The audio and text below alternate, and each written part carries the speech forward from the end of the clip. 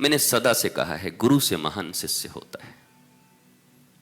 मैं गुरु को महान नहीं मानता, मेरी दृष्टि में शिष्य महान है। कोई गुरु इस दुनिया में कुछ नहीं कर सकता, कुछ नहीं। दुर्योधन के लिए कोई गुरु काम नहीं आया, रावण का कोई गुरु काम नहीं आया, सुनता ही नहीं था। इसलिए सदा महत्वपूर्ण शिष्य है। शिष्य होता है बहादुर, शिष्य होता है वीर और महावीर। जब वह चुनता है कि हे प्रभु, आपके समस्त शासन में अपने ऊपर स्वीकार करता हूं। इसलिए महानता सदा शिष्य की है। आरुणि के गुरु का नाम पता नहीं कितने लोग भारत में जानते होंगे, पर जहां नाम आएगा बोला गुरु भक्त आरुणि, गुरु भक्त आरुणि। गुरु जी का नाम बहुत कम लोग जानते हैं, जिन्होंने उपनिषद इत्यादि पढ़े होंगे या कहीं इधर उधर पेपर में कभी वो जानते होंगे। आरुणि का नाम सब जानते हैं।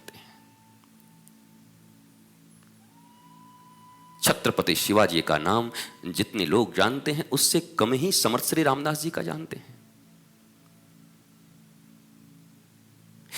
सहजों का नाम सब जानते हैं, पर गुरु का नाम जब तक बताया ना जाए कि सदगुरु चरणदास, तब तक कोई जानता नहीं।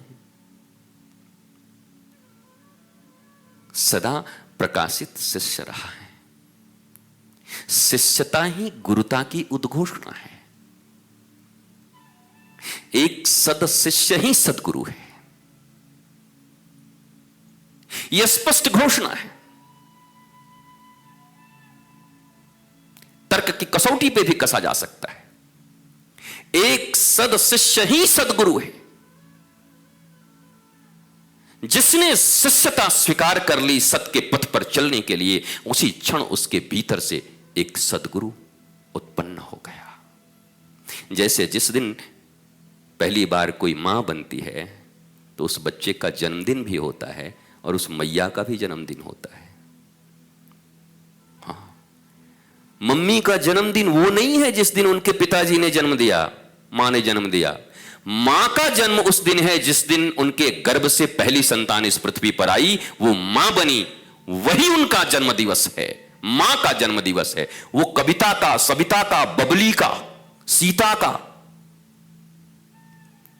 उनका जन्मदिन होगा जो उनकी मां ने जन्म दिया था।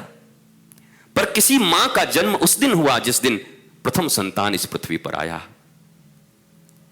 वैसे ही जिस दिन शिष्यता घट गई भीतर में, सद शिष्य हुआ, और उसी दिन सदगुरु का भी बर्थडे हो गया। सद शिष्य का जन्म लेना और सदगुरु का जन्म लेना एक ही क्षण, एक ही मुहूर्त, एक पल आगे पीछे नहीं होता। ऐसा नहीं कि ट्विंस की तरह 2 सेकंड के आगे पीछे, कि ये दोनों ट्विंस हैं, बस 2 मिनट पहले ये हुआ था, 2 मिनट, ये दोनों साथ हैं। सद शिष्यता उत्पन्न हुई नहीं कि सदगुरु उत्पन्न